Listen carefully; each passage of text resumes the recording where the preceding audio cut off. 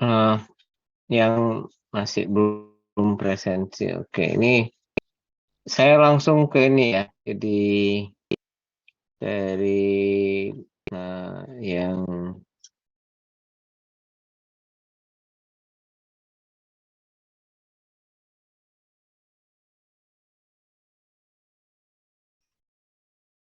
ya ini internetnya agak jadi sudah berapa kali putus sambung. Oke oke, ini sudah 37.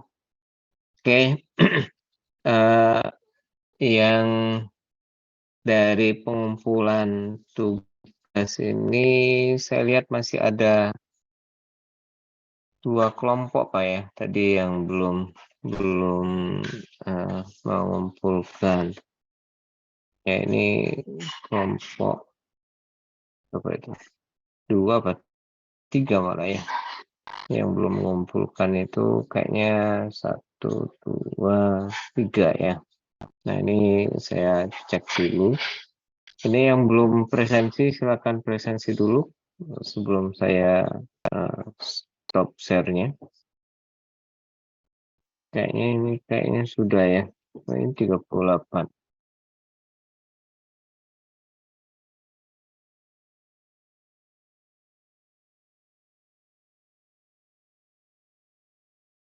Oke,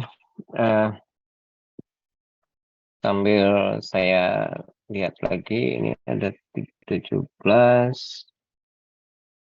Saya nggak tahu ini kelompok yang belum masuk itu 68.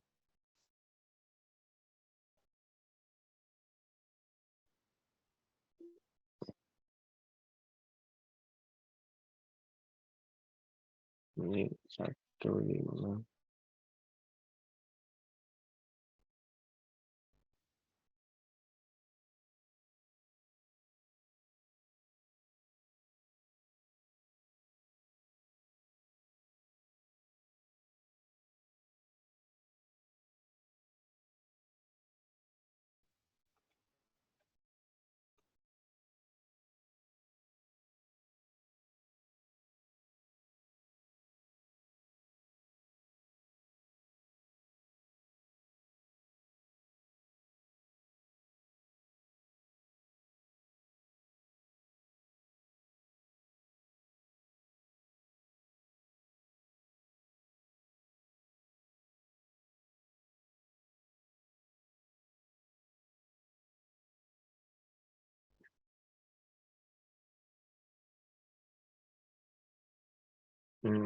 Kelompok 3.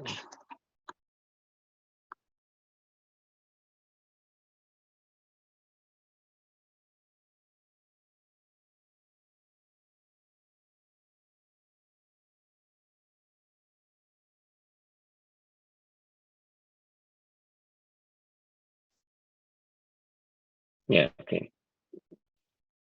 Oke, ini, yang belum presensi silakan. Kalau enggak ini saya stop, nanti yang belum presensi bisa disampaikan ke room ya, chat room-nya. Oke, saya stop dulu. Oke, sekarang yang kelompok yang mau tampil itu silakan kelompok yang berapa dulu.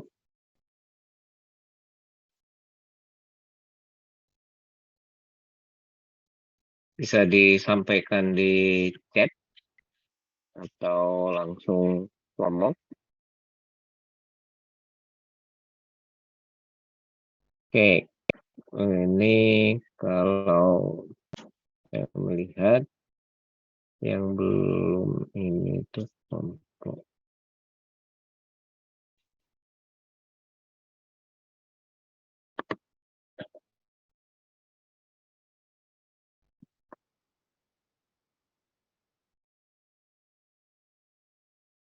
Oke, kelompok kalau saya urut aja kelompok yang sudah masuk di sini. Kelompok 1 siap,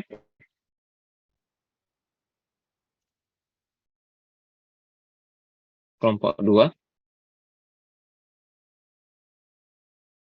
kelompok 3 yang tadi baru ngumpul, terus kelompok berapa ini? 5, 6, 7, 8. Yang mana dulu? Kalau kalau belum ada yang akan tampil dulu, saya beri waktu, kemudian nanti time out ya. Jadi ini peserta, karena waktu kita juga terbatas, ada 9 kelompok. Dari 9 kelompok itu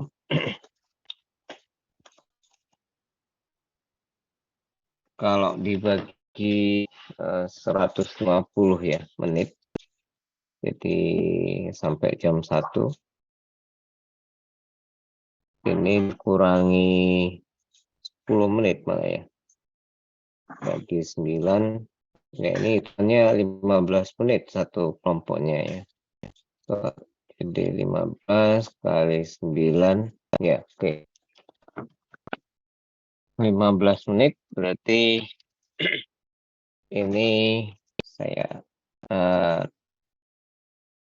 saya absen dulu ya. Mulai dari kelompok 1.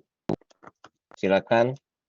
Ini waktunya sampai 45, kalau enggak berarti WO nanti yang berikutnya.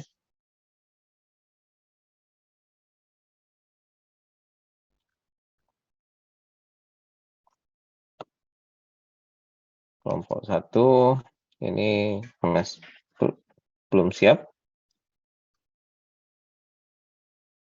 Diurut aja ya. Siap Pak, sebentar saya izin share screen. Oke, kelompok 1. Jadi waktunya 15 menit ya. Kalau dibagi 5 itu berarti masing-masing maksimal 3 menit ya.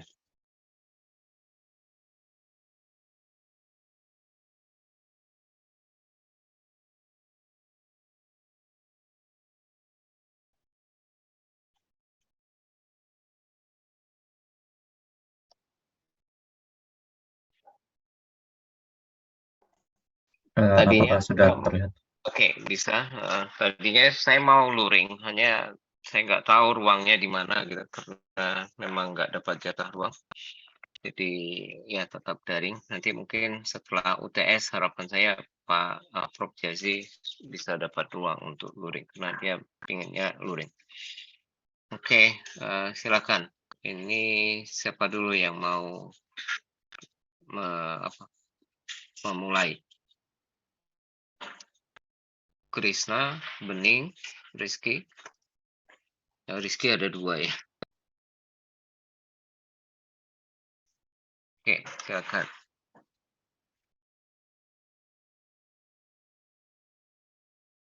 Baik. Assalamualaikum warahmatullahi wabarakatuh. Waalaikumsalam. Oke. Di sini kami dari kelompok 1 yang beranggotakan saya sendiri, Bening Lailina Husna, Rizky Anugrah Suwarto, Tri Kristina Fortunova, Rizky Fajar Aristanto, dan Gustian Angga Firmansyah akan mempresentasikan hasil pekerjaan kami mengenai dictionary attack menggunakan backtrack atau Kali Linux. Bisa di next. Ya, ini adalah soal yang diberikan. Mungkin langsung di next saja.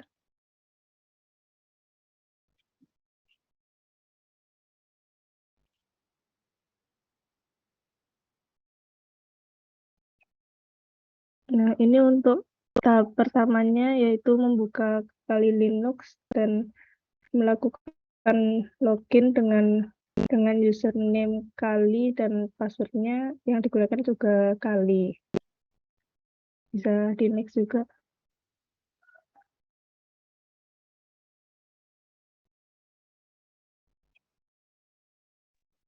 Oke, kemudian setelah masuk ke Kali Linux, dibuka terminal emulatornya yang terletak di menu kiri atas di bawah button input. Next. Nah, kemudian pada terminal tersebut dimasukkan masukkan kode berikut yang akan mengarah ke GitHub untuk menginstal package yang sudah tersedia, kemudian di enter. Next.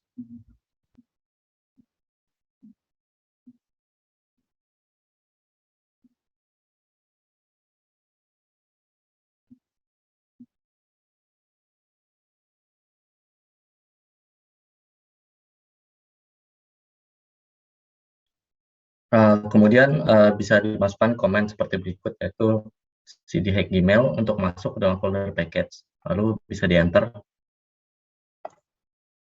Selanjutnya, masukkan komen seperti berikut, yaitu untuk menggunakan package yang sudah diinstal sebelumnya, lalu enter. Lalu tampilannya kemudian akan seperti screenshot yang ada di bawah ini.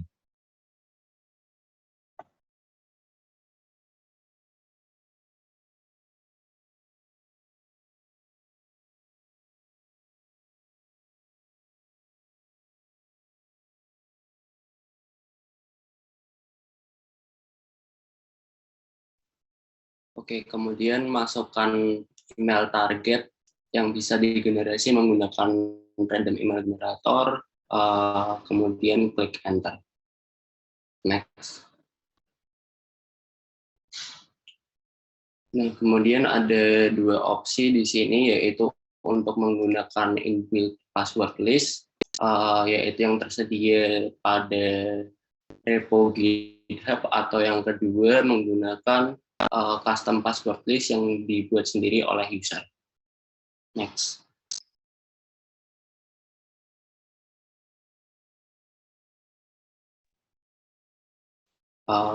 Jika menggunakan password list yang tersedia dari package, ketik 0 lalu enter, maka akan menjalankan password list yang telah disediakan oleh package.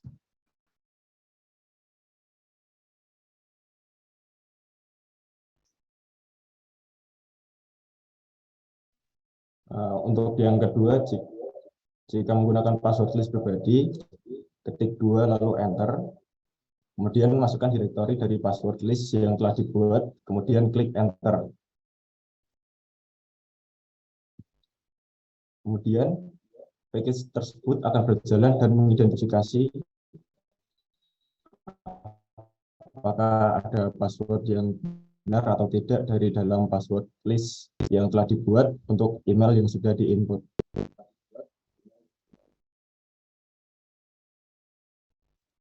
Cukup sekian dari kami. Ya, saya nggak tahu kok ini email ya. Kalau di sini kan mintanya kan sembarang akun, terus password pakai dictionary. Itu kok yang dicek email ya? Gimana? Gini Pak, kami menemukannya di itu Pak, untuk attack email menemukannya. Tapi harusnya sama-sama dictionary attack sih. Ya, sebenarnya kan pakai akun dengan password, terus nanti kita buat dictionary-nya, tabelnya, terus kita attack pakai script itu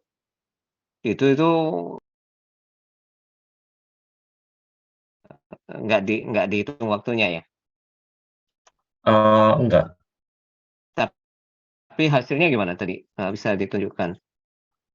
Ini belum. Enggak.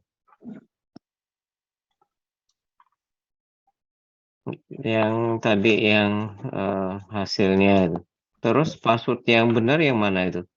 Enggak terlihat Ini Pak. wrong semua. Masih ada di apa? Ini karena password listnya agak panjang. Jadi yang harus Mestinya yang dimunculkan yang terus ada yang ini pilihan yang kiri itu benar, 02 itu pilihan, terus nanti yang kanan itu mestinya yang terus langsung ketemu itu yang di capture. Iya Pak. Mungkin Enggak ada ya bahwa dia ketemu gitu. Enggak ada Pak. Nah, terus bisa didemokan nggak? Nggak bisa, nggak ada yang bisa menjalankan kali Linux-nya lagi. Mungkin bisa Ya, untuk mengetahui bahwa itu ketemu gitu loh. Ini kan password wrong semua itu kan nggak ada yang ketemu. Padahal tujuannya kan password sederhana kemudian bisa ketemu. Kalau yang saya dulu pernah lakukan itu pakai software memang, bukan script ya, pakai software yang jalan di Windows. Ya komputer zaman dulu mungkin lama ya prosesnya, ya tidak pakai dictionary juga. Jadi tidak pakai dictionary, pakainya itu pokoknya semua kemungkinan ya huruf yang awalnya huruf kecil semua gitu. Kemudian nyoba kalau gabungan kecil dan besar. Terus nyoba lagi kalau gabungan kecil, besar, dan angka. Hanya itu, nggak sampai simbolnya. Itu berapa lama itu kan bisa kelihatan. Nah, kalau yang dictionary jauh lebih cepat gitu ya. Itu model yang apa ya, istilahnya kalau dikatakan itu model apa ya istilahnya itu brute force ya, brute force. Jadi dia nyoba semua kombinasi. Semua kombinasi dari satu huruf ya, satu digit sampai berapa digit yang umumnya gitu sampai ketemu ya. Ya, dibuka dimulai dari 1, 2, 3, 4, 5, 6. Nah, kalau passwordnya hanya 6 digit, yaitu langsung ketemu. Kalau enggak, dia terus lagi ke 7, 8. Makanya yang diminta itu minimal 8 ya. Jadi kalau bisa lebih panjang lagi. Oke, ini gimana? Belum nggak bisa ditunjukkan. Grup 1 tadi yang berhasil ketemu passwordnya. Izin jawab, Pak. Ya. Sejauh ini kami belum bisa menemukan password yang benar gitu, Pak. Oh, nah itu berarti kan sebenarnya perintahnya di sini dibuat aja satu tes akun dengan password yang kita salah satunya masuk di dalam dictionary kita gitu. Ya misalnya A B C D E F G gitu, misalnya kayak itu gitu ya. Nah, terus nanti itu masuk di dalam dictionary, kemudian nanti kita running. Itu sebenarnya skripnya skrip sederhana. Makanya tadi yang pakai Gmail, jadi menurut saya lebih rumit gitu ya. Jadi ini kan skrip sederhana, dia hanya search saja, jadi dicocokkan setiap ada dictionary, jadi dia cocokkan ya. Ya ada dictionary itu dia dicocokkan. Ini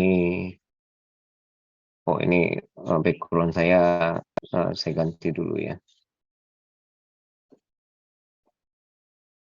Ya, itu yang di ini ya. Jadi oke, ini malah nggak ketemu ya. Tujuannya itu sebenarnya ketemu dan kita bisa melihat berapa waktunya ya. Jadi seberapa cepat ya, itu juga bisa kelihatan. Oke, ini yang kelompok 1. Sudah pas 15 menit. Nah, berikutnya kelompok 2. Silakan.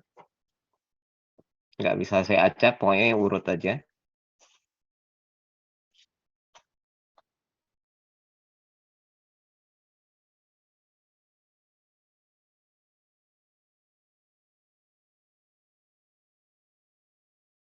Sebentar, kelompok 1 tadi apa hadir semua ya? Kok malah saya melihatnya itu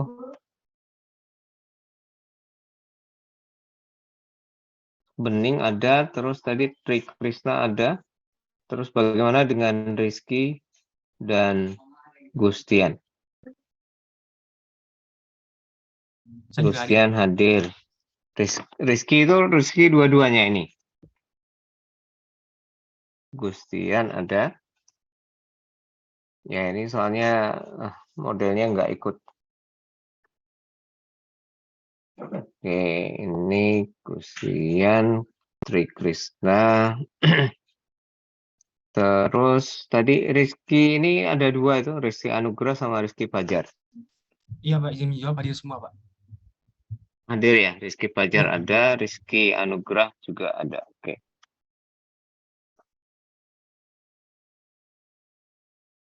Oke, kelompok 2, silakan.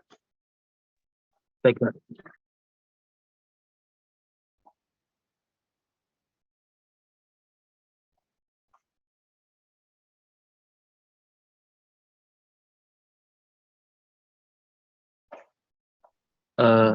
Apakah sudah terlihat, Pak? Sudah. Oh, Bisa baik. dibesarkan gitu, Oh, kecil bisa, Pak. gitu. Ya. Oke. Ya, Assalamualaikum warahmatullahi wabarakatuh. Selamat Waalaikumsalam. pagi, Pak Ahmad Tasari dan teman-teman. Jadi kami dari kelompok 2 akan mempresentasikan tugas kelompok yang telah kami kerjakan. Sebelum itu kami akan memperkenalkan anggota kelompok kami. Yang pertama ada saya, Abianta Tafastorana Putra. Lalu ada juga Mas Ahmad Alaik Maulani, ada Mas Samunangan. Oke, jadi di sini kami mendapat tugas untuk ini pertanyaannya, langkah-langkah untuk melakukan penetration testing menggunakan Metasploit dan tools apa saja yang digunakan untuk mengimprove kemungkinan keberhasilan penetration testing menggunakan Metasploit.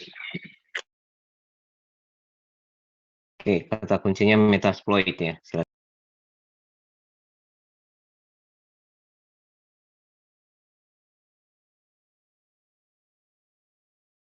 Aplikasikan menggunakan Nmap untuk penetration testingnya. Jadi setelah dapat menemukan open ports dan layanan terkait yang berjalan di dalamnya, dapat dilakukan pemindaian untuk mencari version number pada setiap layanan yang berjalan pada setiap port, sehingga dapat dicoba modul tambahan yang berbeda di Metasploit untuk menemukan kemungkinan eksploitasi. Nah, jadi di sini tahap-tahap penetration testing menggunakan Metasploit dan Nmap. Yang pertama adalah jalankan Nmap.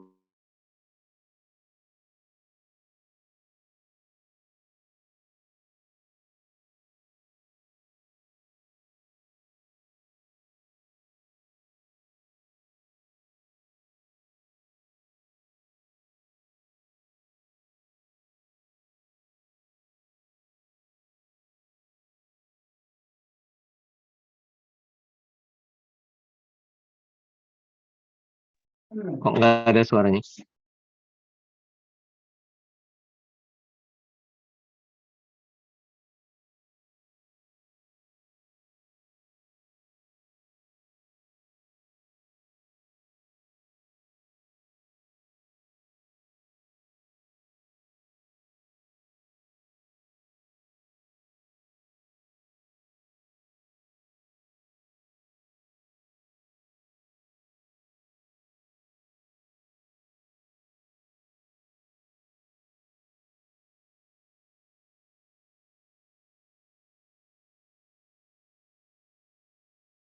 Nah, yang harus ngomong siapa?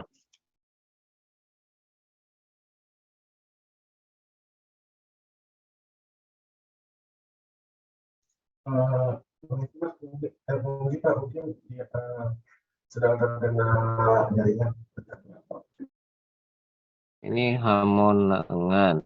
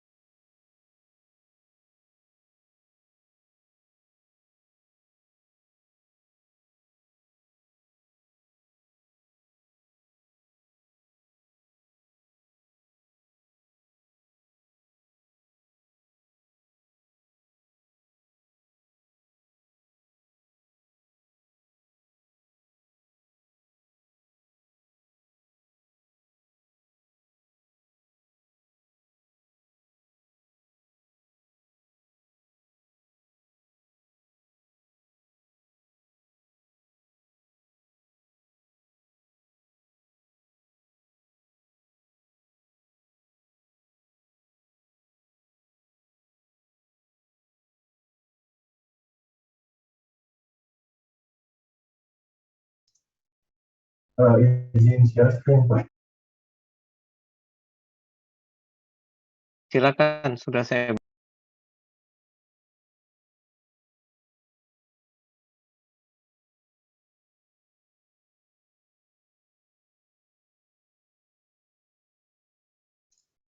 Apakah sudah terlihat? sudah terlihat. Perlu dibesarkan ya, biar saya nggak susah bacanya, kecil. Ya, tadi. Summary-nya ditutup aja yang kiri itu. Jadi pertanyaannya adalah untuk menulis tahapan untuk melakukan penetration test menggunakan Metasploit. Tool yang akan digunakan untuk memperbesar kemungkinan untuk penetrasi yang sukses. Jadi jawabannya, untuk memaksimalkan penggunaan Metasploit agar penetrasinya berhasil, dapat dikombinasikan menggunakan Nmap dan Metasploit untuk penetration testing. Jadi setelah dapat menemukan report dan layanan terkait yang berjalan di dalamnya, dapat dilanjutkan pemindaian untuk mencari versi number pada setiap layanan yang berjalan pada setiap form, sehingga dapat dicoba modul tambahan yang berbeda di Metasploit untuk menemukan kemungkinan eksploitasi. Berikut adalah tahap testing menggunakan Metasploit dan Nmap. Yang pertama, jalankan Nmap untuk melakukan scanning pada remote server, IP-nya 192.168.219. Dari sini dapat dilihat bahwa port 138. Dengan demikian kita dapat menggunakan Metasploit untuk mengeksploitasi dan mendapatkan akses jika server ini rentan. Selanjutnya akan dijelaskan oleh Gilang.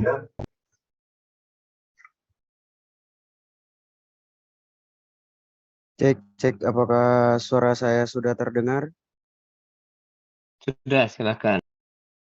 Oke, tadi kan dapat dilihat pada port 135 open, dengan demikian kita dapat menggunakan Metasploit itu. Lalu pada backtrack, jalankan MSF console, bisa dilihat pada gambar tersebut. Pada saat instalasi MSF console ini akan dilakukan standard checks, lalu akan muncul icon screen seperti gambar di bawah ini, di atas ini yang dilakukan berhasil.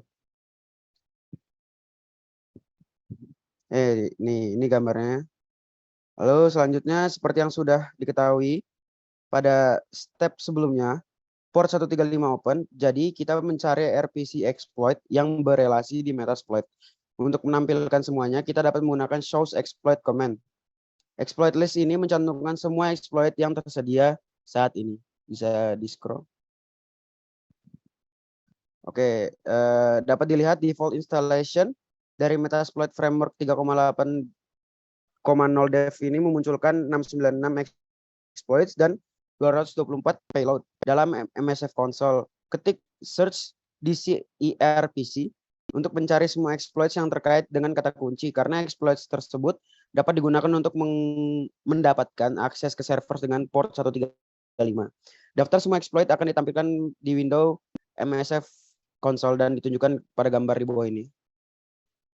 Oke, mungkin selanjutnya bisa dilanjutkan sama teman saya.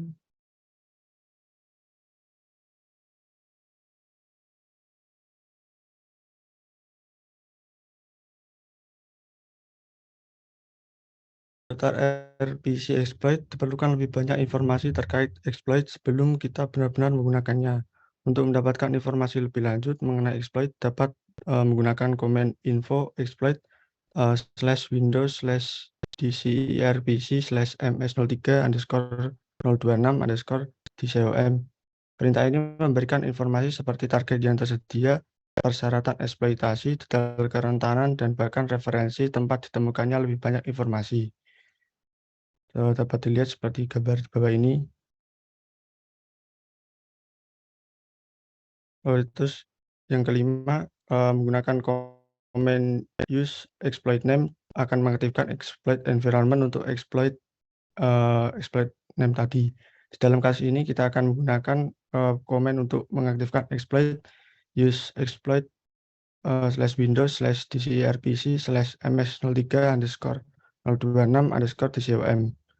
Dari gambar di atas kita dapat melihat bahwa setelah penggunaan perintah exploit, promnya itu dari MSF berubah menjadi MSF exploit MS 03_026_TCOM yang menunjukkan bahwa kita telah memasuki lingkungan sementara dari exploit tersebut. Mungkin selanjutnya akan dilanjutkan oleh teman saya.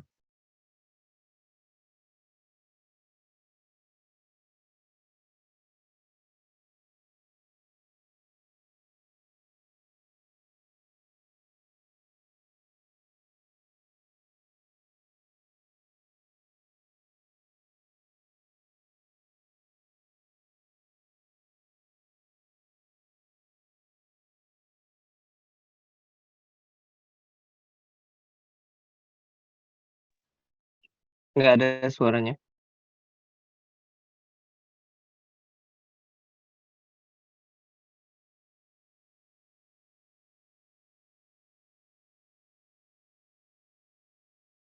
Cek. Oke, saya akan lanjutkan. Selanjutnya nomor 6, lalu kita perlu mengkonfigurasi exploit sesuai kebutuhan saat ini. Command show options menampilkan berbagai parameter yang diperlukan agar eksploitasi diluncurkan dengan benar. Dalam kasus ini, RPORT sudah diatur ke port 135 dan satu-satunya pilihan yang akan diatur adalah rhost yang dapat diatur menggunakan perintah set rhost. Coba masukkan komen set rhost 192.168.42.129 dan dapat dilihat hasilnya seperti ini. Lalu yang ketujuh, langkah selanjutnya adalah melakukan setting payload untuk eksploitasi. Kita dapat melihat semua payloads yang tersedia menggunakan command show payloads.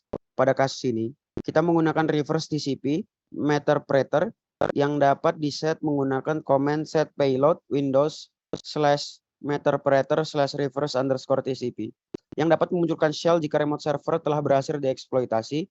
Lalu, kita dapat melihat opsi yang tersedia. Opsi yang tersedia menggunakan show option untuk memastikan semua bagian wajib diisi dengan benar sehingga eksploitasi diluncurkan dengan benar. Dapat dilihat bahwa lhost untuk out payload tidak diset. Jadi, kita dapat mengaturnya menggunakan command set lhost 192.168.42.128. Lalu kita dapat menggunakan check command untuk memeriksa apakah mesin target rentan terhadap exploit atau tidak. Opsi ini tidak ada untuk semua exploit, tetapi dapat menjadi support system yang sangat bagus sebelum dilakukan eksploitasi remote server untuk memastikan remote server tidak ditimpa terhadap exploit lain. Dalam kasus ini, exploit yang dipilih tidak support check option. Bisa lihat pada gambar berikut. Command exploit digunakan untuk melancarkan serangan. Lalu pada gambar ini dapat dilihat bahwa eksploitasi telah berhasil dilakukan terhadap remote machine. Karena port 135 sangat rentan, hal ini ditujukan dengan perubahan prompt yang menjadi meterpreter. Lalu selanjutnya sekarang reverse connection telah diatur antara korban dan mesin kita. Kita memiliki kendali penuh atas server. Kita dapat menggunakan command help untuk melihat semua perintah yang dapat kita gunakan di remote server untuk melakukan tindakan terkait seperti ditampilkan pada gambar di bawah ini. Bisa lihat gambarnya. Dan selesai.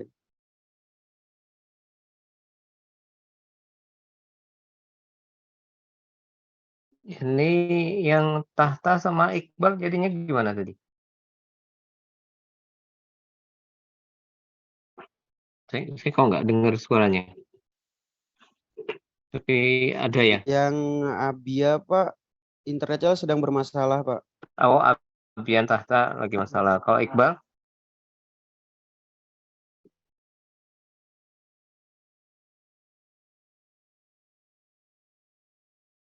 Muhammad Iqbal.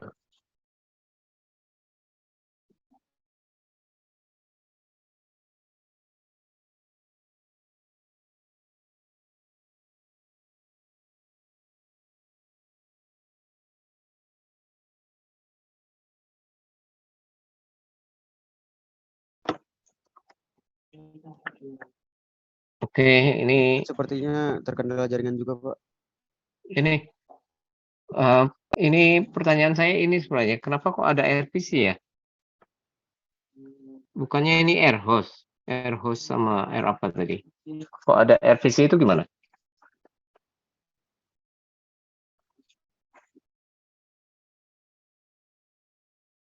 Kalau di scroll ke atas apa? Ke bawah ya, oke. Lagi. Terus nah itu kan ada air host terus naik lagi. Terus ini ada airport, air host itu tadi. Nah, terus di atas itu ada RPC lagi terus. Nah, itu. RPC exploit itu maksudnya apa?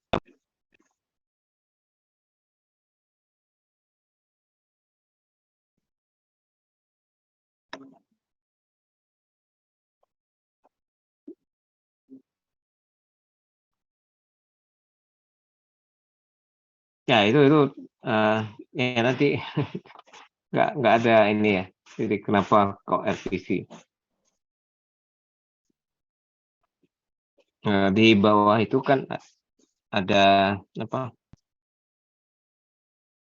Di bawah ini itu ada airport, air host kalau nggak salah. Lagi terus. Ya, lagi. Mana tadi ya?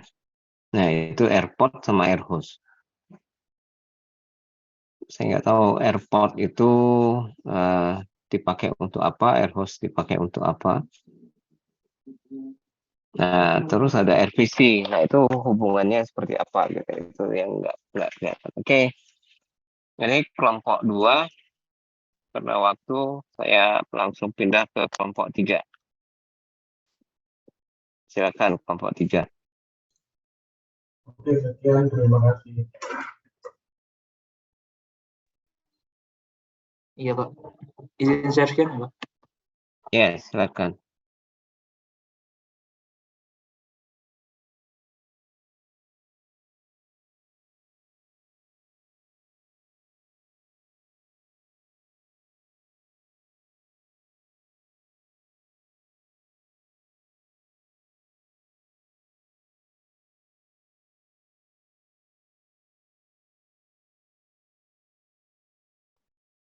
Baik.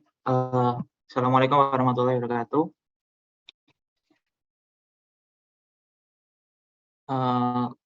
Kami dari kelompok 3 Baik. akan mempresentasikan hasil kerja kami. Dan ini anggota kami. Next. Nah, ini tugas yang telah kami kerjakan yaitu menggunakan Wireshark untuk mengisolasi ARP atau protokol ARP dan mengidentifikasi mesin yang mengirimkannya. Nah, ini kami menggunakan Wireshark pada UGM hotspot di MIPA. Dan kami menemukan sebagai berikut.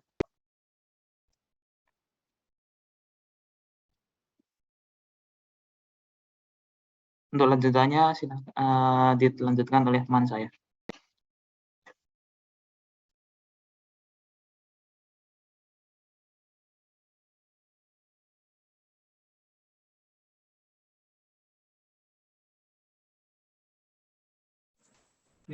Bisa di next. Di sini kami menemukan device seperti berikut ini. Interface-nya menggunakan Wi-Fi. Di sini ada device ID-nya.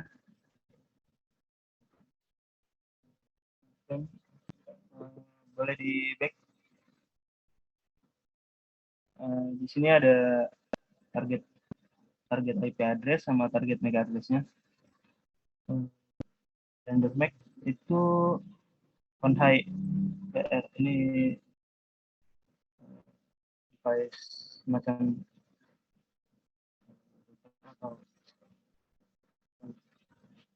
next lagi boleh. Di next lagi. Ya. Temuan tersebut kita juga menemukan device yang berkomunikasi dengan protokol ARP yang lain. Ini ada beberapa, ada Armstrong, Sampai ada 2, ada Cisco, Intel, dan lagi. Selanjutnya akan dibacakan oleh teman saya. Oke, kemudian pada protokol ARP tersebut ditemukan source yang bernama Cisco 9C yang bertipe ARP, dan juga mungkin bisa di next.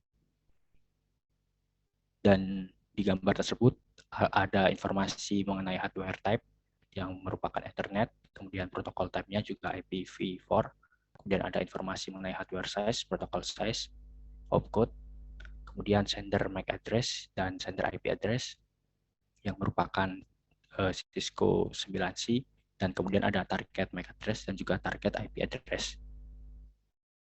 Lanjut, mungkin bisa dijelaskan teman yang lain.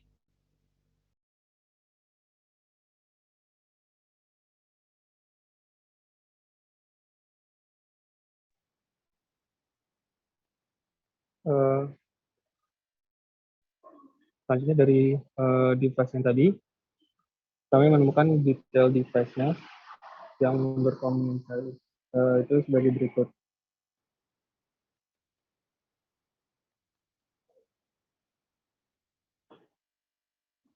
Dari yang Cisco 9C tadi, ya. Ini itu saja yang bisa kami sampaikan.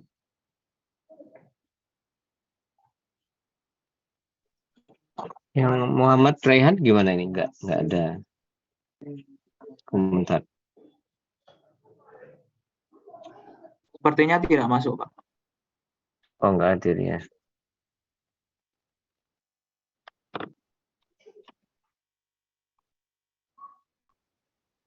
Oke.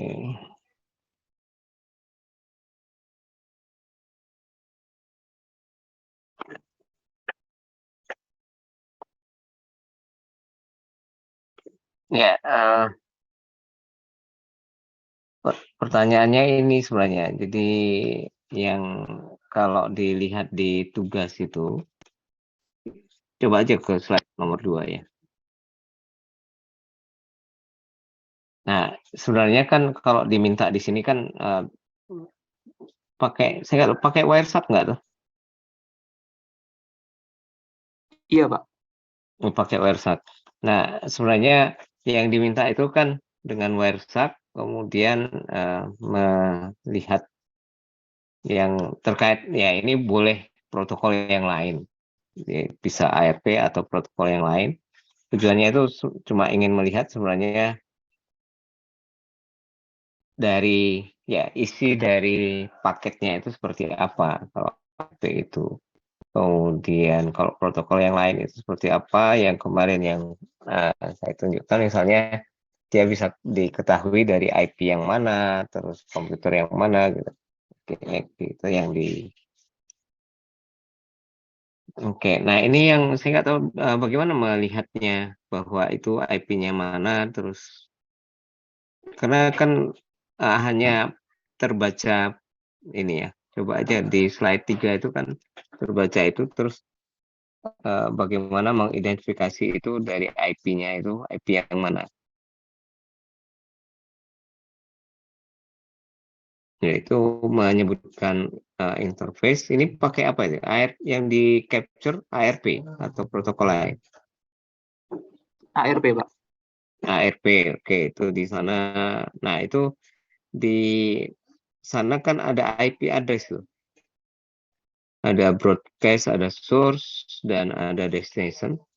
Memang dia munculnya itu hexa. Nah, hexanya ini diterjemahkan ke dalam yang dot desimal itu sebenarnya. Jadi bisa kelihatan ini IP-nya berapa, terus MAC address-nya berapa. Yang mana yang MAC address, yang mana yang IP address. Kalau MAC address itu berapa tuh? Ini broadcast itu kan ini 6 byte. 6 byte itu berarti 32 bit ya, gimana? Nah, ini MAC address ya, MAC address. Nah, terus yang IP address itu yang mana? Yang enggak kelihatan di situ. Ya, oke, ini dari mesin yang mana? Tapi kita juga dari MAC address itu sebenarnya kita bisa tahu ini komputer yang mana gitu ya. Oke, itu yang kelompok 3 ya. Berikutnya kelompok 4. Silakan kelompok 4.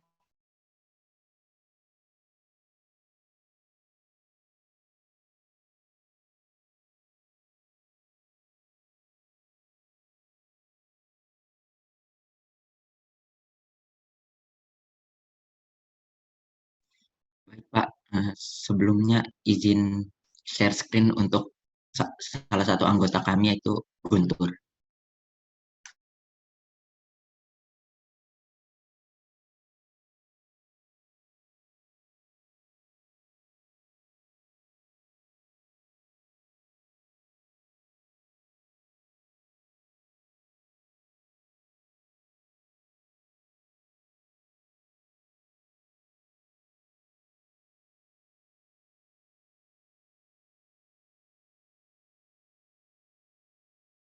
Oke, silakan. Ini kelompok 4 ya. Benar, Pak. Baik, sebelumnya saya mulai saja. Assalamualaikum warahmatullahi wabarakatuh. Perkenalkan, kami dari kelompok 4 yang berisi anggota saya sendiri, Ferdian Syahduin Nur Cahyo, lalu ada juga Afif Alauddin Falah, Iftamu Izana, dan Muhammad Guntur Arfianto. Mungkin boleh dilanjut. Nah, di sini kami mendapatkan pertanyaan seputar setup some netcat backdoors and pivots that allow you to communicate through at least 2 different operating system, perform some remote shell commands. Jadi nanti kita akan membuka backdoor dan pivot netcatnya. Boleh lanjut? Boleh di next.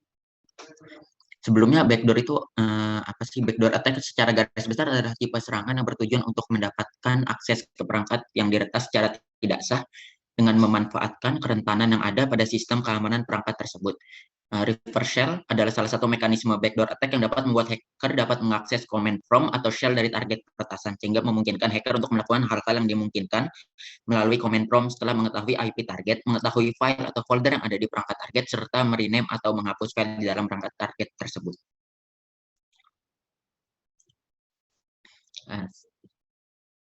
Dalam menyimulasikan reverse shell ini dibutuhkan 2 operating system yang tersambung ke 2 jaringan yang berbeda, di mana 2 OS ini perlu ditempatkan di jaringan yang berbeda untuk dapat mendemonstrasikan bagaimana mekanisme reverse shell memungkinkan hacker untuk tetap dapat terhubung dengan target, menggunanya tanpa terdeteksi oleh firewall, yaitu bertugas untuk melindungi perangkat-perangkat di dalam internal network dari firewall tersebut. Di sini kita punya skemanya, mungkin bisa dilanjut. Nah, di sini bagaimana sih reverse shell itu bekerja terhadap firewall? Sebelumnya kan setelah mengetahui firewall itu bagaimana, firewall itu biasanya kan kayak menyeleksi lebih ketat pada eksternal node yang masuk ke dalam internal node, tetapi biasanya lebih renggang terhadap dari internal node yang ingin keluar ke eksternal node. Oleh karena itu kita gunakan reverse shell, karena dengan begitu yang menginisiasi connection adalah target. Boleh dilanjut. Dalam simulasi ini untuk attacker akan menggunakan OS Kali Linux, sedangkan untuk target akan menggunakan OS Windows. Kenapa kami memilih Kali Linux? Karena pertama, Kali Linux ini dokumentasinya banyak, dan untuk package netcat itu sendiri sudah ada di Linux secara default. Sedangkan pada Windows, netcat tidak terinstall secara default. Netcat dapat diinstal salah satunya dengan menginstal Nmap, karena nanti itu menjadi salah satu dependensi dari Nmap tersebut. Boleh lanjut. Nah, namun karena Kali Linux-nya itu sendiri lumayan besar, dan maka kami menggunakan Cloud Virtual Machine yang disediakan oleh Linode, salah satu penyedia layanan cloud computing. Pelibatan virtual machine berbasis cloud ini juga berkaitan dengan syarat bahwa attacker dan targetnya itu harus berada dalam 2 jaringan yang berbeda. Karena menggunakan virtual machine, oleh karena itu IP-nya sudah pasti berbeda dengan IP jaringan yang dimiliki oleh attacker. Untuk selanjutnya mungkin bisa dilanjutkan oleh teman kami. Silahkan. Baik, lalu untuk hal yang harus dipersiapkan untuk backdoor, yang pertama adalah dari attacker sendiri menggunakan Linode Cloud virtual machine dengan sistem operasi Kali Linux. Dan untuk targetnya sendiri menginstal Nmap dengan sistem operasi Windows. Jadi next. Lalu untuk konfigurasi pada perangkat attacker, kita akan melakukan register account pada Linux. Kemudian pada dashboard kita akan membuat sebuah virtual machine dengan OS Kali Linux serta memilih pricing plan sesuai dengan spesifikasi hardware yang dibutuhkan. Dalam simulasi ini kita hanya akan menggunakan virtual machine dengan spesifikasi sistem yang paling rendah. Setelah VM terbuat, lalu VM tersebut akan kita buka dan kita akan mendapatkan SSH access yang dapat kita copy ke dalam command prompt pada komputer kita. Setelah SSH access tersebut dimasukkan, kita akan diminta untuk mengisi password dari virtual machine kita. Kemudian setelah password terisi, command prompt akan langsung membuka shell dari Kali Linux. Kita dapat mengetikkan komen-komen Linux pada shell ini. Kemudian pada komen di Kali Linux diketikkan nc list strip L, strip V, strip P 4444 strip S, lalu untuk IP-nya 139.177.191.189, lalu di run dan akan muncul tulisan listening on IP 444 ... dengan keterangan sebagai berikut. Untuk NC itu yaitu singkatan dari netcat, strip L itu singkatan dari listen, yaitu mengeksekusi perintah listening terhadap koneksi dari perangkat lain melalui port 444, yaitu port TCP atau UDP dari perangkat attacker. Lalu untuk strip V itu adalah verbose, yaitu membuat sel menampilkan aktivitas apa saja yang terjadi pada netcat. Lalu untuk strip P nomor port itu adalah menspesifikasi nomor port yang akan digunakan sebagai listener. Dalam hal lain, ini adalah port 444. Lalu untuk yang strip S adalah menspesifikasi IP attacker. Dalam kasus ini IP-nya adalah 139.177.191.189. Lalu komen tersebut mengaktifkan listener yang akan mengawasi aktivitas networking pada port 444 dari perangkat attacker. Strategi selanjutnya yang akan dilakukan adalah membuat target mengeksekusi sebuah perintah pada command prompt yang mereka buat dari perangkat untuk tersambung dengan perangkat attacker melalui port 444 pada operating system attacker.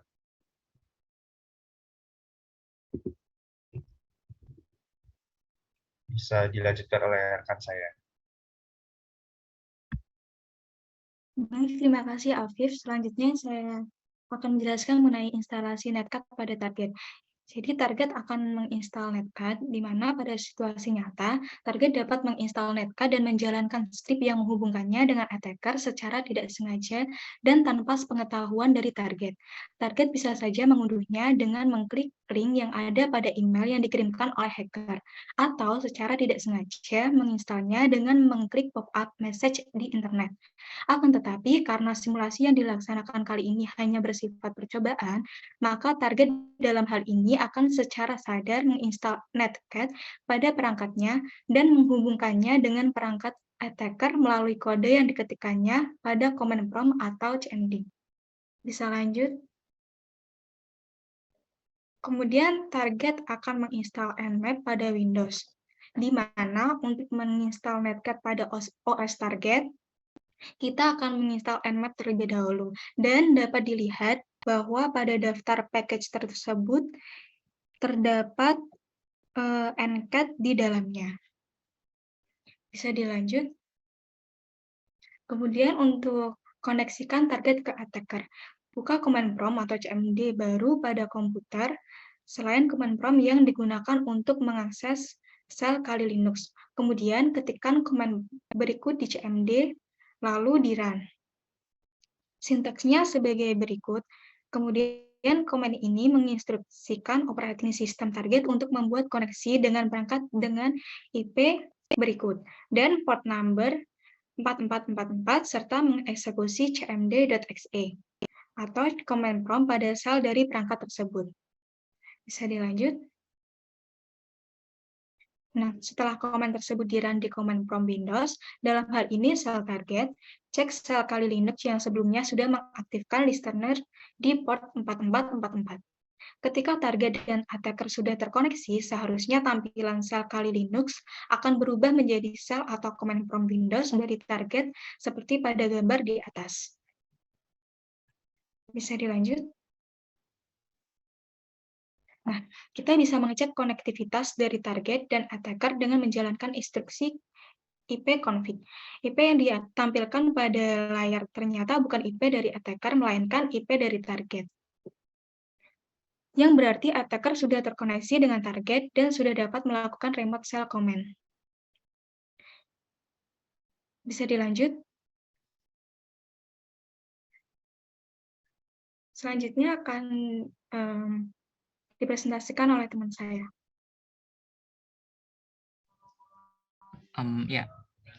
Network pivoting adalah metode untuk mendapatkan akses ke sistem komputer target yang terhubung secara tidak langsung ke sistem komputer penyerang. Secara konsep, jika komputer penyerang dinamakan attacker, komputer yang terhubung langsung disebut komputer 1 dan komputer target disebut target, maka untuk menyerang target, komputer attacker perlu terhubung dengan komputer 1 terlebih dahulu, baru kemudian menyerang target. Dalam skenario ini, peretas pertama-tama akan membobol jaringan dari target yang pertama dan kemudian akan menggunakannya sebagai titik awal untuk mengeksploitasi dan meretas mesin internal jaringan dari target yang kedua. Proses ini dikenal sebagai pivoting karena peretas menggunakan jaringan pertama sebagai poros. Mungkin saya akan mendemokan mengenai backdoor di sini. Sebentar. Ya, jadi begini. Yang ada di sebelah kiri ini adalah shell dari Kali Linux dan yang ada di sebelah kanan adalah targetnya. Untuk mengkoneksikan antara attacker dan juga target, kita akan mengeksekusi perintah di Kali Linux-nya, nc, lncp, kemudian port yang akan dihubungkan, misalkan portnya 4444. Maaf, Guntur. Ya? Belum kelihatan. Oh maaf, benar.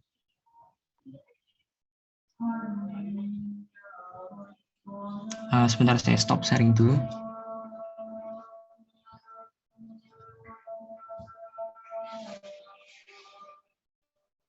Apakah sudah terlihat?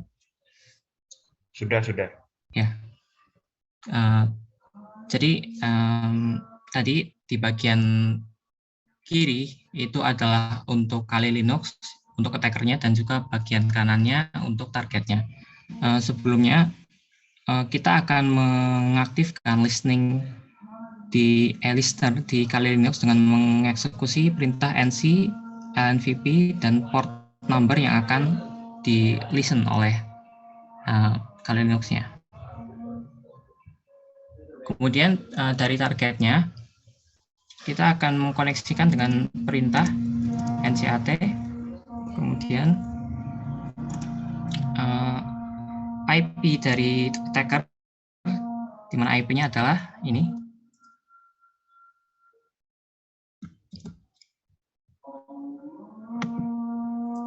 Kemudian port number, singkatan dari execute, kemudian cmd.x. Nah, perintah ini akan menghubungkan antara target dan juga attacker, di mana setelah terhubung akan mengeksekusi cmd di attacker. Oleh karena itu, Kali Linux-nya berubah tampilan, yang tadinya masih di shell Kali Linux kemudian menampilkan command prompt dari target. Bagaimana kita mengecek konektivitas antara dua perangkat ini? Kita bisa mengeceknya dengan perintah UMI. Ya, kemudian muncul Senawangi Esther, yaitu adalah nama dari komputer target. Kemudian ipconfig, di mana di sini bisa dicek bahwa IPv4 address-nya itu 192, 168, 100, dan 86, di mana berbeda dengan IP attacker yang seharusnya, yaitu ini. IP yang ditampilkan di sini adalah IP dari targetnya. Oleh karena itu, dua perangkat ini telah terhubung dengan menggunakan backdoor atau reverse shell.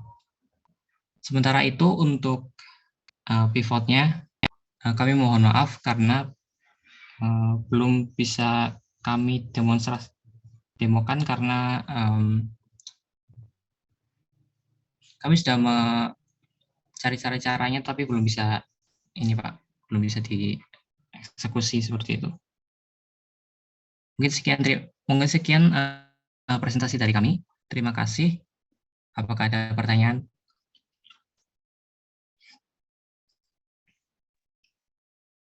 Oke, itu NCAT ya. Kayaknya sudah cukup ya. Jadi ini yang berikut.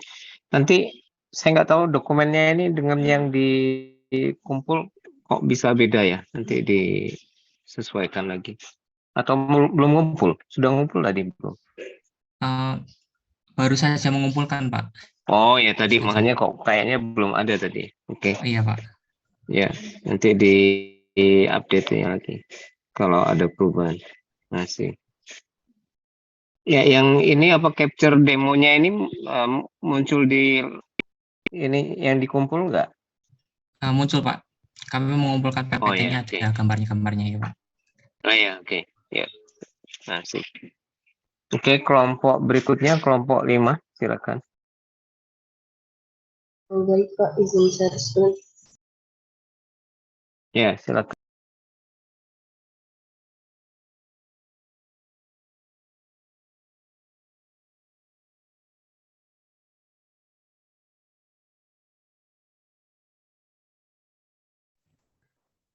Baik, Assalamualaikum warahmatullahi wabarakatuh.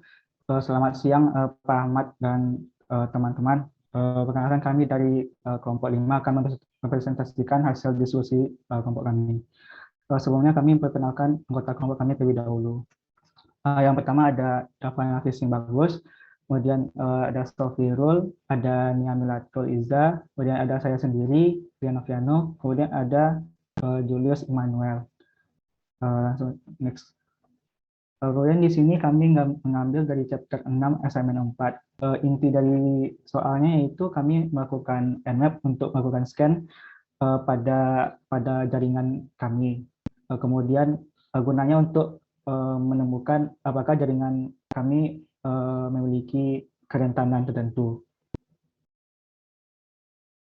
Solusi dijelaskan oleh teman saya. Baik, untuk solusi, untuk command berikut nmap sv terus script full 10.117.195.0 Untuk penjelasan, SV itu menyelidiki port yang terbuka untuk mengetahui versi dan layanan yang ada. Lalu scriptful melakukan scanning potensi common vulnerabilities, dan untuk IP-nya ini itu untuk melakukan scanning terhadap 8 bit terakhir dari alamat IP atau 256 alamat dari 10.137.195.0 hingga 10.137.195.256.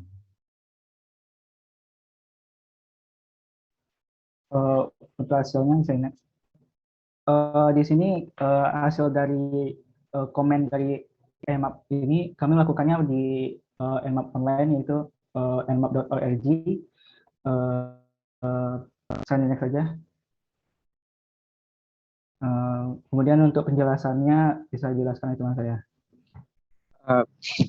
Berdasarkan dari hasil scan yang sudah dilakukan sebelumnya itu tuh kita menemukan ada 7 device.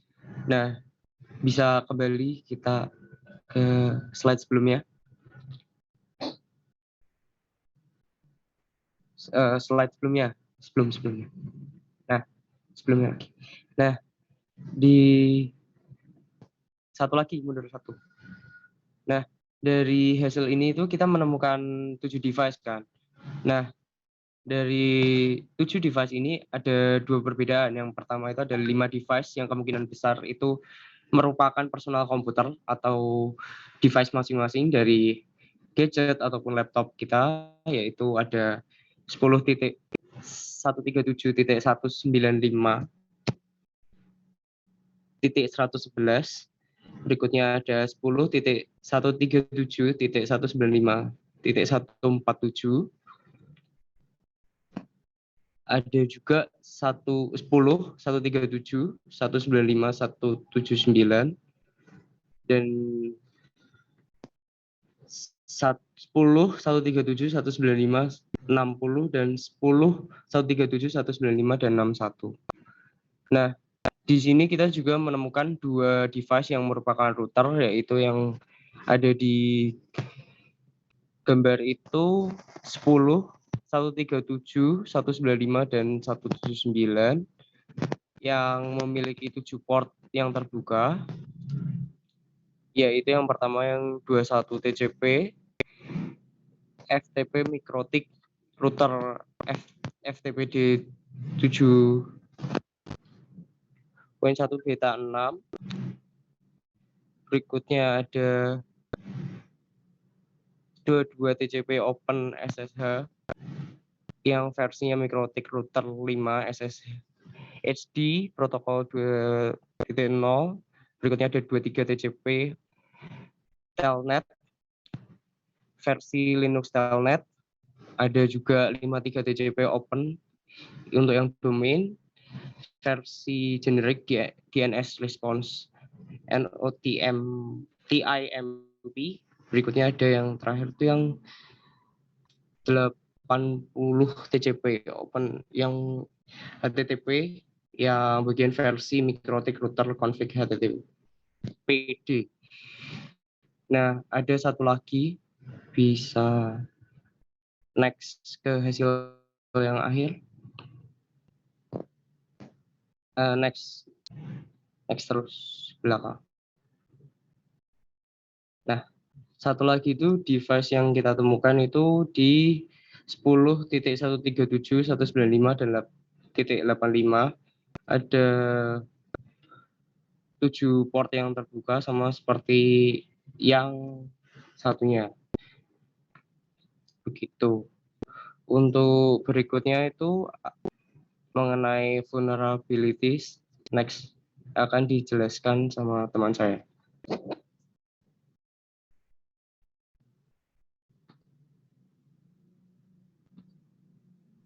Jadi kalau untuk bagian yang vulnerability sendiri itu, kedua routernya itu memiliki satu vulnerability yaitu slow low risk attack CVE 2007-6750 dan tingkat keyakinannya itu likely vulnerable. Terus ini referensi yang kita pakai. Sekian dari kami, mungkin ada pertanyaan atau saran. Terima kasih. Yang Sofirul kok nggak muncul ya? Kalau Sofirul tadi katanya sudah izin Mbak, karena beralangan hadir, sudah izin ke Bapak. Mau di mana ya? Di WA atau di mana? Kurang tahu Pak, sebentar saya tanyakan. Ya nggak apa-apa.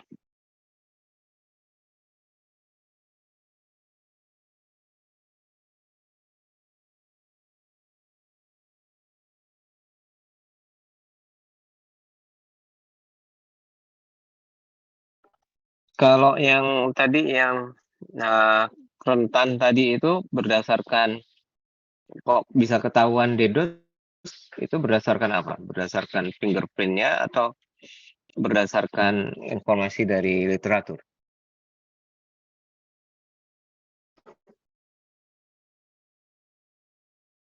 Gimana? Siapa yang bisa jawab? Yang terakhir tadi itu? Kayaknya yang terakhir yang menjelaskan Nia tadi. Gimana? Iya Pak, setahu saya itu dari literatur referensi gitu. Mungkin bisa mundur lagi ininya, slide-nya yang tadi itu. Saya bantu jawab ya Pak. Ya, Untuk silakan. Nah, ini. yang sebelumnya bisa di slide sebelumnya. Slide sebelumnya lagi. Oke. Slide Ya, lagi yang mana sebelumnya. itu yang? Sebentar, pelan-pelan. Oh, itu ya. Ya itu ya. Slow loris itu. Slow loris di does attack. Nah, state-nya itu likely vulnerable dari situnya, Pak. Itu berarti dari tools-nya. Dari apa? Iya. Dari ini pakai Hasil apa tuh komen. tools-nya? Tools-nya Ini pakai apa? Nmap. Nmap, Pak. Oh, dari Nmap sudah langsung bisa muncul kayak gitu. Iya. Kalau komennya diketikkan masuk ke target, langsung keluar semua, Pak. Oh, ini mana tadi ininya? Yang Nmap scan itu ya? Yang apa? Perintahnya itu seperti apa? Istilahnya ya, running-nya itu seperti apa Nmap-nya? Slide sebelumnya mungkin ya? Enggak, ketika Nmap-nya dijalankan itu gimana?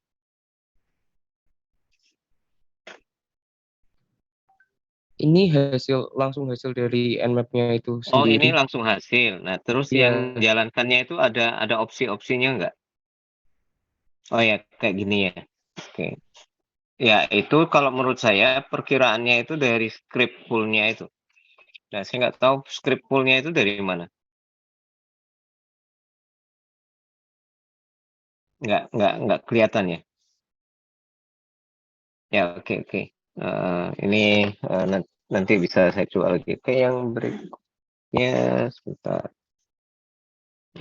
Yang berikutnya ini apa? Kelompok 6 ya, silakan kelompok 6.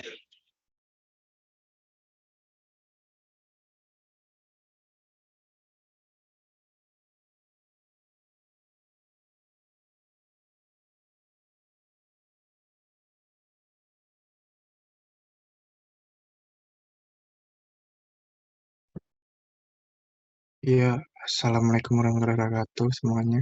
Waalaikumsalam. Kami dari kelompok 6 beranggotakan Leksan, kedua Muhammad Dafal Kesandi, yang ketiga Kunchoro Agung, saya sendiri, kemudian yang keempat Hafiz Abian Iqbal Harahap, kemudian yang kelima ada Leno Dwi Cahya. Next. Pada tugas kali ini kita mendownload dan menginstal WhatsApp apps, kemudian memulai network dan menangkapnya, dan mengidentifikasi protokol yang ada, kemudian mengidentifikasi layer yang sedang running. Next. Pertama-tama, WireShark sendiri adalah salah satu contoh network analyzer atau software yang umum digunakan untuk menganalisa lalu lintas jaringan dan biasa digunakan network administrator dalam pemecahan masalah jaringan, analisis perangkat lunak, dan pengembangan protokol komunikasi dan pendidikan.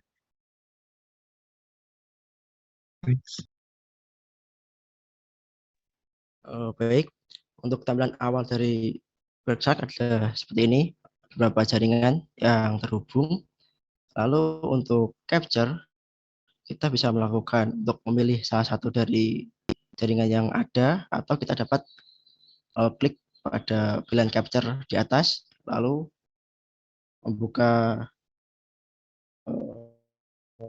capture interface untuk dapat memilih beberapa jaringan yang dapat dianalisis. Baik, slide selanjutnya. Nah, ini adalah tampilan setelah kita memilih jaringan untuk dilihat lalu lintas jaringannya. Terdapat tampilan panel dari daftar paket, terus detail paket, serta page dari paket. Nah, di sini untuk capture-nya kita dapat simpan untuk dapat dianalisis secara offline, yaitu dengan melakukan stop terlebih dahulu dan melakukan save as pada pilihan file. Baik, slide selanjutnya dapat diteruskan oleh rekan yang lain.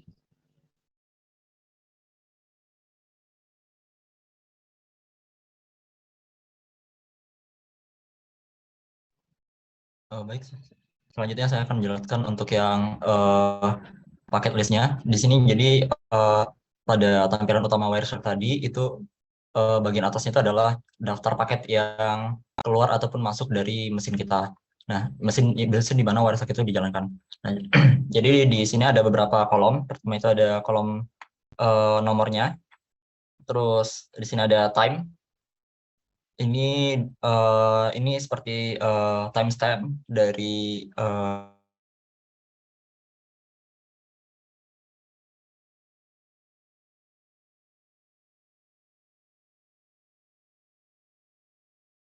paketnya. Terus di sini ada destination, itu penerimanya.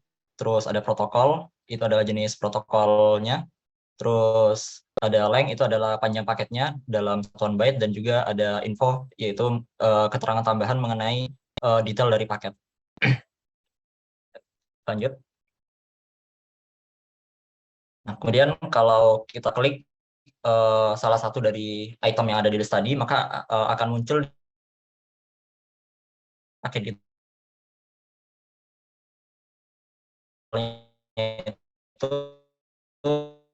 seperti ini. Jadi di layer ya Ethernet itu ada info mengenai MAC address dari sumber dan source dan destination. Terus juga ada di layer IP itu juga ada informasinya mengenai source dan destination IP, dan juga karena ini adalah jenis paketnya itu adalah ICMP, jadi di layer selanjutnya itu ada detail mengenai paket ICMP-nya. Seperti itu. Bisa dilanjut?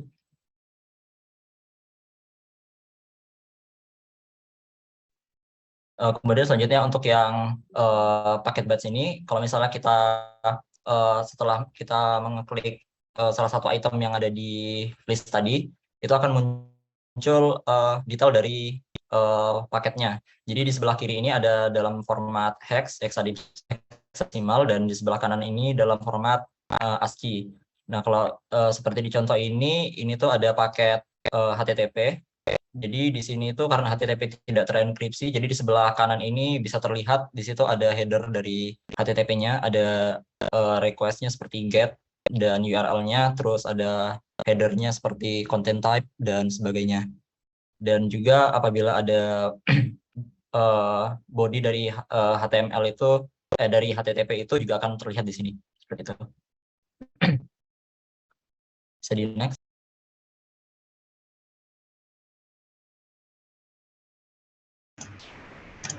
Ya, kemudian untuk paket layernya, tadi dari beberapa, setelah di capture terdapat beberapa paket. Pada panel daftar paket terdapat kolom protokol yang berisi informasi mengenai protokol pada paket. Dari paket-paket yang berhasil ditangkap terdapat informasi protokol dari masing-masing paket tersebut, diantaranya yaitu UDP yang terdapat pada transport layer, kemudian TLS, lalu TCP terdapat pada transport layer, SSDP, kemudian QUIC terdapat pada transport layer, ICMP terdapat pada layer network layer, kemudian DNS terdapat pada application layer, dan terakhir ARP terdapat pada network layer. Nah, ya, sekian dari kelompok kami. Terima kasih.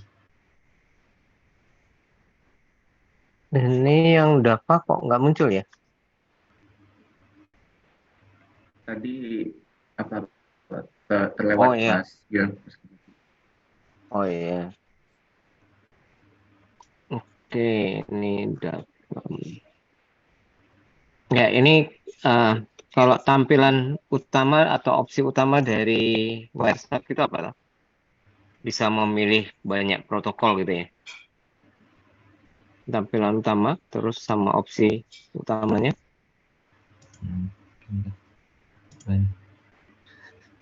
Yang bawah tadi, yang setelah ini slide. Ini Pak. Mundur lagi.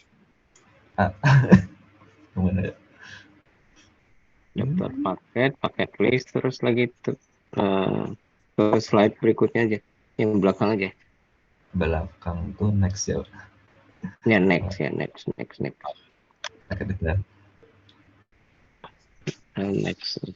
Nggak cuma protokolnya itu dia melihat semuanya ya.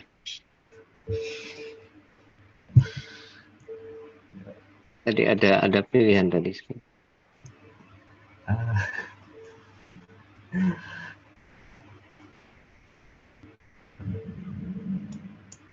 Ini bukan saya. Ya, ya. Di bawah, itu yang bawah sendiri itu Pak ya. Paket layer. Oh, ini penjelasan aja sih Pak. Oh, penjelasan. Nggak, itu bukannya itu protokol yang dia bisa lihat gitu.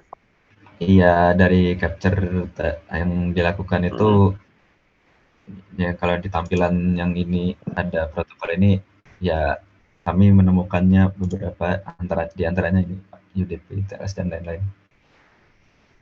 Nah, saya nggak tahu Quick itu protokol apa Quick?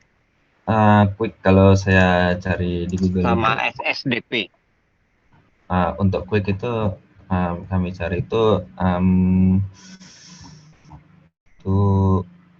Quick UDP Internet Connection Protocol. Jadi kayak UDP juga sih Pak. Cuman share screen aja.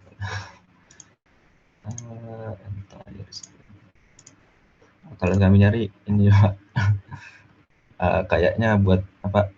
Ini transport layer juga dia. Iya, cuman nggak tahu coba kayaknya pengembang aja biar lebih cepat. Tapi dia jalan di atasnya protokol apa gitu, nggak tahu UDP atau TCP. Tapi dia pakai portnya 443. Ini kalau dari sini UDP sih kayaknya Pak. Kayak UDP ya? Iya, Ya umumnya gitu. Jadi protokol-protokol yang dibuat untuk transport itu umumnya dibangun di atasnya UDP kayak RTP segala itu. Dibangun di atasnya UDP, tidak di atasnya TCP karena TCP sendiri sudah final, maksudnya sudah dan overheadnya tinggi. Oke, kita kelompok 6, berikutnya kelompok 7, silakan. Oke, baik Pak, izin untuk share screen ya Pak. Ya, silakan.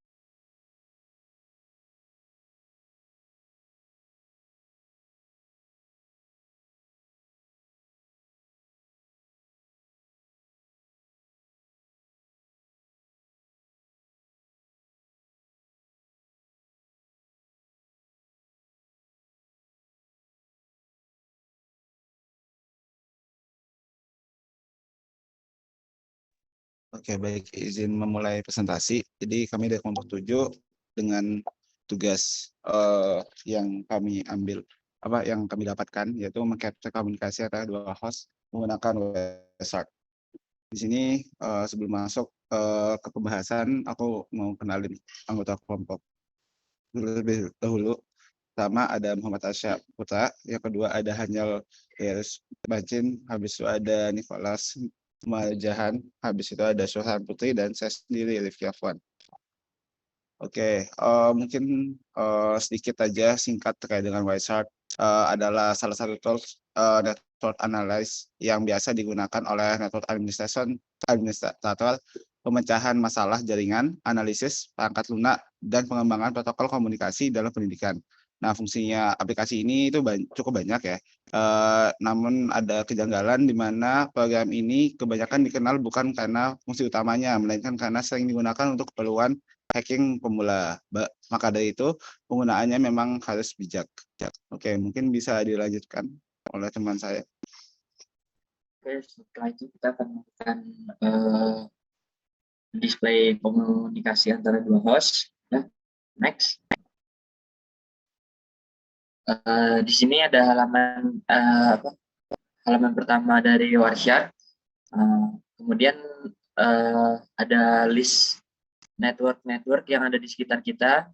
Lalu sebaiknya kita pilih network yang kita pakai karena di sana terjadi lumayan banyak komunikasi. Kalau di contoh ini ada WiFi. WiFi ini lumayan banyak komunikasinya dibandingkan network lainnya. Oke, langsung kita capture ke WiFi. Lanjut. Nah, di sini nanti ada daftar komunikasi yang terjadi pada jaringan tersebut, misalnya dari source yang IP 192.168 dan seterusnya ke destinasinya 74.125 dan seterusnya dengan protokol UDP. Nah, di sini kita akan mencoba filter, kita akan melihat komunikasi antara kedua IP tersebut saja. Oke, lanjut. Nah, ini kita bisa tulis display filternya, IP mana saja yang ingin kita lihat komunikasinya dan menggunakan protokol apa. Misalnya seperti pada bar merah ini, kita sedang menulis filternya. Lanjut, akan dilanjutkan oleh teman saya. Baik, terima kasih. Saya akan menjelaskan untuk slide ini. Di sini kami melakukan filter, yaitu dengan menuliskan dua IP address di kolom display filter seperti berikut, dan juga dituliskan satu protokol yang ingin ditampilkan. Di sini kami memilih protokol UDP. Next.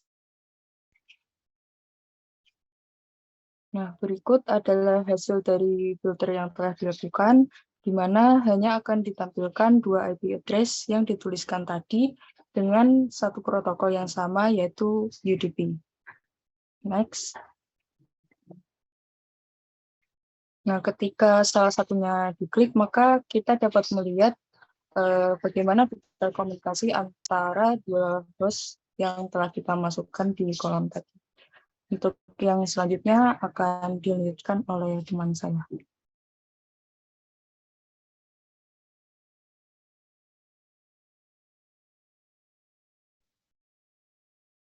Next.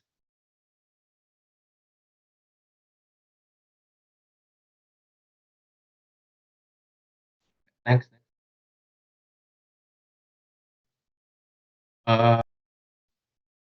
Misalnya untuk selanjutnya pada Wi-Fi 2 pada jaringan Wi-Fi 2 yang terkoneksi pada kita bisa memilihnya.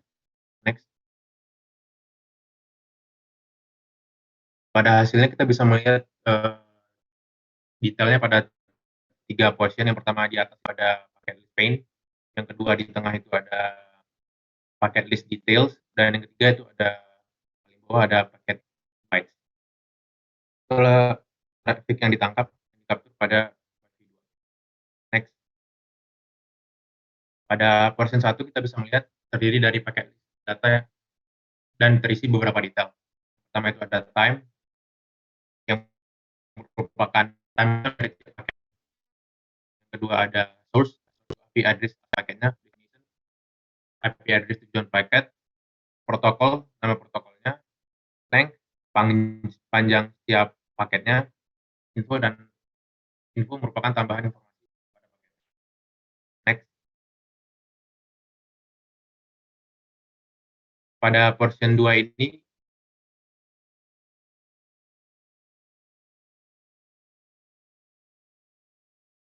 merupakan detail dari paket yang dipilih. Kita memilih paket itu pada paket list pane yang tadi, kemudian akan menampilkan ini.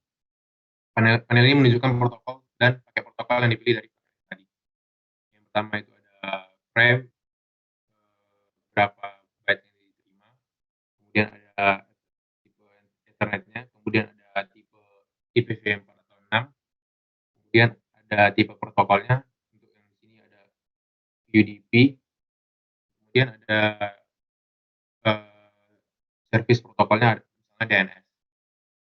Selanjutnya akan ditunjukkan teman saya.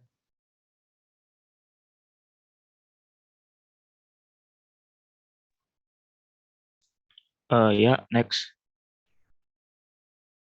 Oke, kali ini untuk bagian portion 3 itu merupakan paket dump. atau disebut head campaign, yang dimana ini menampilkan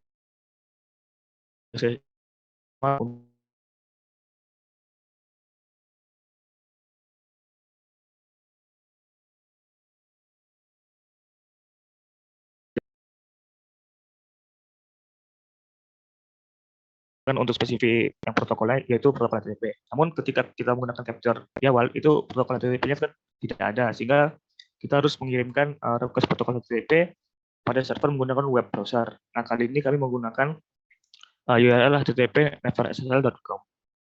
Oke, next. Nah, ketika kita menggunakan fitur filter tadi, kita akan mengetikkan HTTP sehingga nanti akan muncul paket data yang di capture. Di mana di sini kami mendapatkan dua paket data, di mana ada dua paket. Yang pertama ada nomor 384 dengan 401. Nah, mungkin next.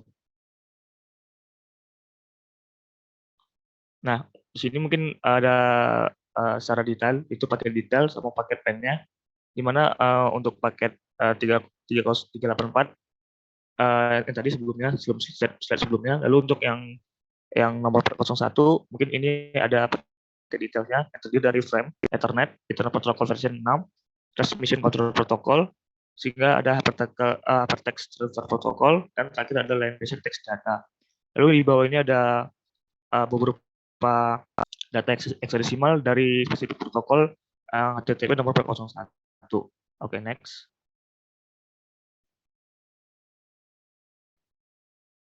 Oke, mungkin selanjutnya saya serahkan ke teman yang lain. Oke, jadi untuk terakhir itu untuk mengakses file capture archive-nya dari percobaan kami bisa pada link berikut yang mungkin nanti bakal kami share melalui kolom chat. Lalu sekian dari kelompok kami, kami mohon maaf dan terima kasih. Gitu. Oke, itu kelompok 7 tadi sebenarnya yang WhatsApp juga sudah sebenarnya. Kalau ini protokol yang di capture yang apa? Semua aja? Gimana?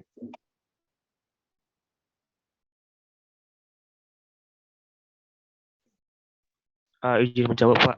Kali ini kami menggunakan protokol HTTP, Pak. Oh, HTTP ya? Iya. Ya, oke. Oke, berikutnya kelompok 8.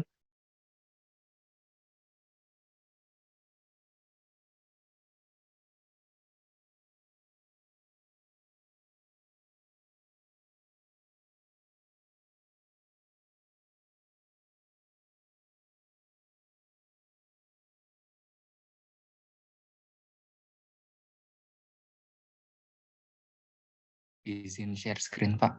Iya, silakan.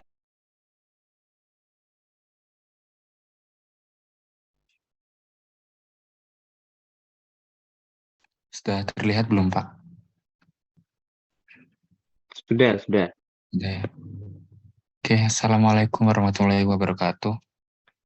Selamat Pak Hari dan teman-teman. Kami dari kelompok 8 akan mempresentasikan tugas kami. Di sini anggotanya ada Noval Dwi Primadia, Dewa Anggun Wicaksono, Dwi Ranggaraditya Wiwidodo, Raden Mas Garda Zafir S, dan Carica Deva Yulinda. Oke.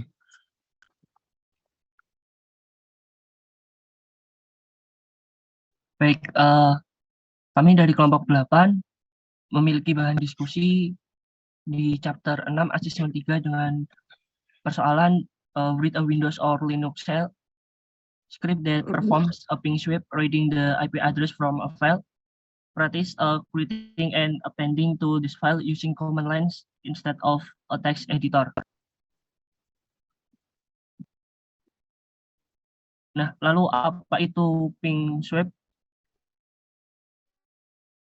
Merupakan teknik pemindai jaringan dasar yang digunakan untuk menentukan berbagai alamat IP yang dipetakan ke host secara langsung, khususnya ke komputer ya.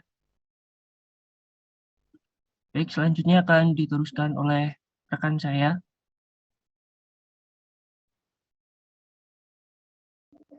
Oke, selanjutnya Selanjutnya, bagaimana untuk melakukan ping sweep? Next slide. Jadi ping sweep untuk membaca IP address dari file, pertama kita akan menyiapkan sebuah file tertentu yang berisi beberapa list address yang sudah disiapkan, bisa menggunakan random generator atau ditulis secara manual, yang kemudian akan dimasukkan ke dalam file bernama input.txt. Selanjutnya,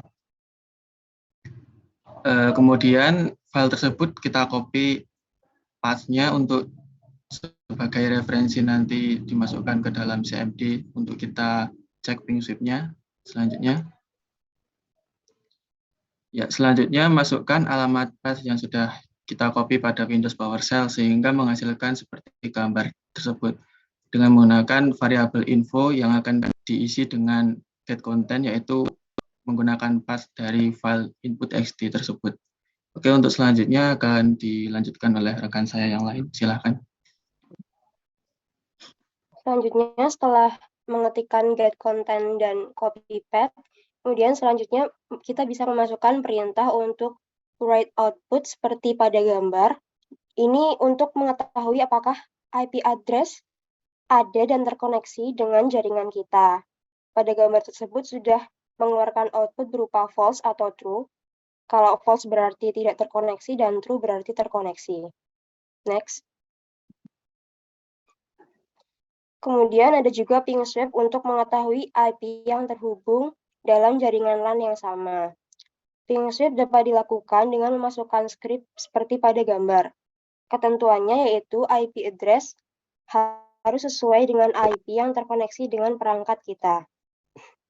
Next. Nah, berikut ini adalah cara mencari IP address. Ada IP public dan IP private. IP public dapat diketahui dengan mengunjungi situs seperti What's My IP. Kemudian untuk IP private dapat diketahui dengan menggunakan perintah ipconfig pada command prompt.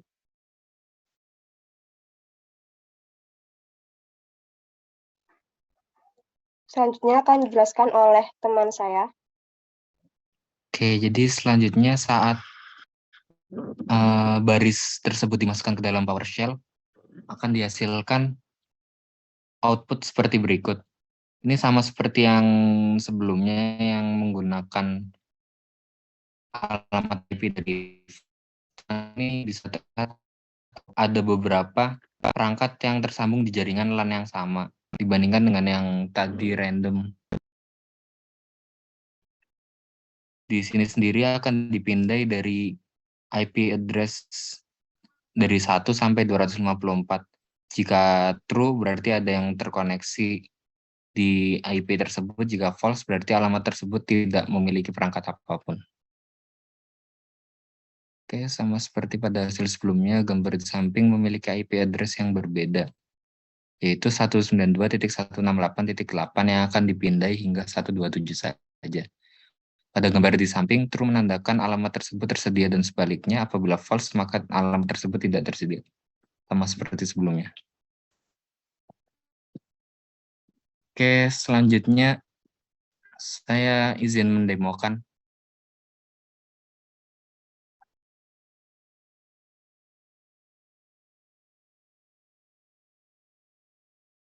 Jadi untuk yang demo kali ini, kami akan menambahkan untuk mengepen ke sebuah file yang baru. Sudah terlihat belum ini?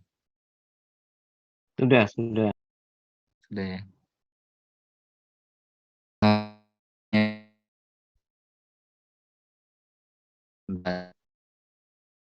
192 bla bla bla bla bla gini. Karena di sini ada 100, jadi mungkin kita ambil beberapa saja untuk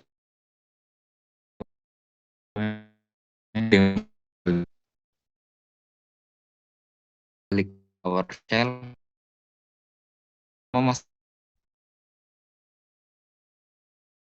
Sebal satu file yaitu info, lalu kita aja pilih elemen sampai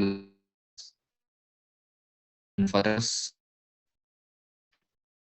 cari itunya apa namanya konektivitasnya, lalu masukkan ke dalam txt